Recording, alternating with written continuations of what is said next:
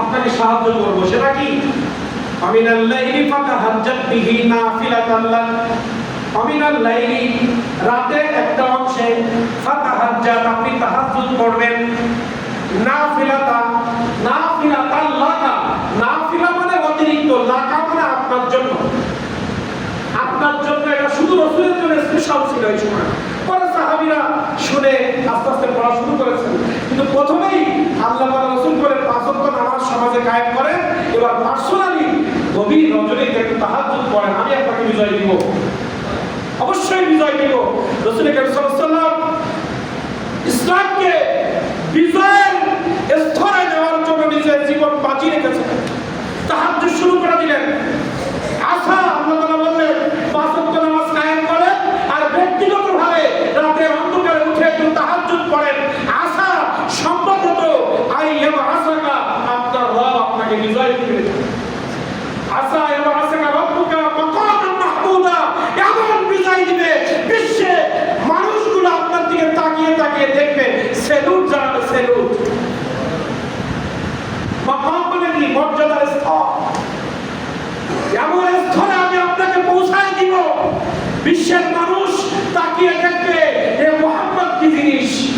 তো মুহাম্মদ রাসূলুল্লাহ উচ্চ মাকামে আল্লাহ তাআলা পাঠিয়েছে, কিয়ামত পর্যন্ত মানুষ সাত বা না সাত আমার নবীকে স্মরণ করা লাগবে। কিয়ামত পর্যন্ত মানুষ সাত বা না সাত সাহাবীদেরকে স্মরণ করা লাগবে।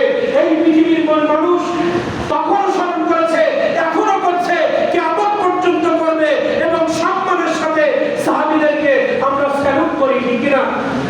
আর যারা সাহাবীদের বিরোধী ছিল, ঘৃণার সাথে, গালির সাথে আমরা তাদেরকে কিয়ামত পর্যন্ত স্মরণ করব, ঠিক কিনা? কারা তারা? আবু জেহেল, উতবা, শাইবা, যারা ইসলামের পক্ষে ছিল না। তাহলে আমাদের মধ্যে তাহাজ্জুদ আমরা কজন করি? এই যে 5 ওয়াক্ত নামাজ আর তাহাজ্জুদ আল্লাহ তাআলা দিয়েছেন। আল্লাহ রাসূল ঈমানের শক্তি, বিজয়ের শক্তি, মুসলমানদেরকে রক্ষা করার শক্তি অর্জন করেছিলেন 5 ওয়াক্ত নামাজ কায়েমের মাধ্যমে, তাহাজ্জুদের নামাজের মাধ্যমে। এখন আপনি বলেন, আমরা যদি এই কাজের মাধ্যমে শক্তি অর্জন না করি, বিজয় আসবে? তো সাহাবীরা যেভাবে শক্তি অর্জন করলেন, নবীরা যেভাবে শক্তি অর্জন করলেন, আমার জীবনের স্টাইল তো সেভাবে চলছে না। আমার জীবনের স্টাইল সেভাবে চলছে না। কিভাবে বিজয় আসবে? শেষ করবো। হ্যাঁ, বর্ষা আসতেছে, জাতি পারবে কত? মনে করেন রোজা আছে, তাহলে আশা 5 ওয়াক্ত নামাজ যদি কায়েম করেন, তাহাজ্জুদ যদি পড়েন, বিজয় আপনার আসবে। এইবার 2টা আয়াত পড়লাম, 3য় নম্বর আয়াতে আরেকটা কাজ আল্লাহ তাআলা দিলেন। সেটা কি? আল্লাহ তাআলা বলতেছে, আমরা এই যে মুনাজাত করি না, আমরা বারবার আল্লাহকে চাই না, এবং দলিল দেন। প্রথম 5 ওয়াক্ত নামাজ কায়েম করতে বললেন, তাহাজ্জুদ করতে বললেন। এরপরে আল্লাহ পরবর্তীতে আয়াতে বলতেছেন, হে রাসূল, আপনি আমার কাছে বারবার দোয়া করেন, কারণ আমি যে কাজটা দিয়েছি আপনি আমার কাছে চেয়ে আদায় করেন। আপনাকে নামাজ কায়েম করতে বলেছি, তাহাজ্জুদ পড়তে বলেছি, আপনার সাহাবীদেরকে শয়তান এসে ওই কাজ থেকে দূরে রাখবে। নিজের বারবার আমার কাছে দোয়া চান, এই শয়তান থেকে ইবাদত করব। আর কত শিক্ষা দিলেন আল্লাহ তাআলা আমাকে। রাসূলকে এবার বলছেন, হে রাসূল, ওয়াকুর রব্বি, ওয়াকুর, আপনি বলেন রব্বি, হে আমার আল্লাহ। আল্লাহ তাআলা রাসূলকে বলছেন, আপনি আমার কাছে এইভাবে চান। কি চান? রব্বি, হে আমার আল্লাহ, আখরিজনি, আমাকে আপনি বের করেন।